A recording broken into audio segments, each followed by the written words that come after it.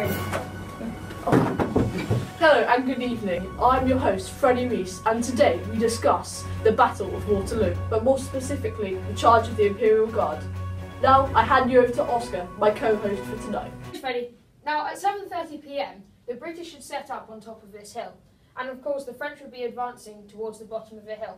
When they reached the bottom of the hill, Napoleon in the middle would tell them to charge up the hill, even though that most people in the guard would tell him not to, because they would get ambushed by these troops defending Maitland.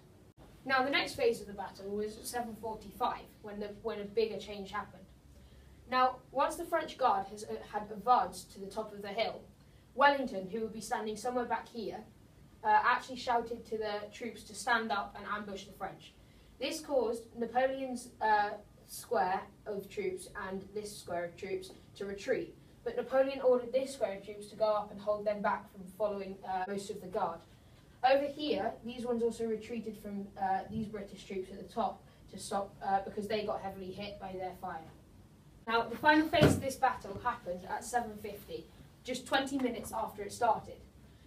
This is mainly where Napoleon lost the battle, as he didn't keep his army in form or shape. Now, these two squares of the guard would lose form completely, and they would just knock into each other, go any way they could to get away from these British troops who had beaten this square of the guard away from the French guard. And then these troops would advance down the hill to chase these French troops. And then over here as well, the same thing happened, as no one was commanding this area of troops, and these British troops would then follow them down the hill. So there you have it. Napoleon was finally defeated. Now we'll go back over to Freddie. Thank you, Oscar. Now, here I am, where the charge took place. As you can see, it's changed into a rough position. Just about to see the hill over the horizon there. Now, it would have taken place on a similar day like this. Cloudy but sunny. Now, earlier this morning, it was a different story. The clouds were doing grey and rain was falling heavily during the night. Napoleon's strategy was to attack at dawn. However, because of the rough terrain and how muddy it had become overnight, that was squandered. Now, Napoleon was forced to move the charge up until 7:30, where we know it takes place. By this point, the Prussians have come up to the north and cut across.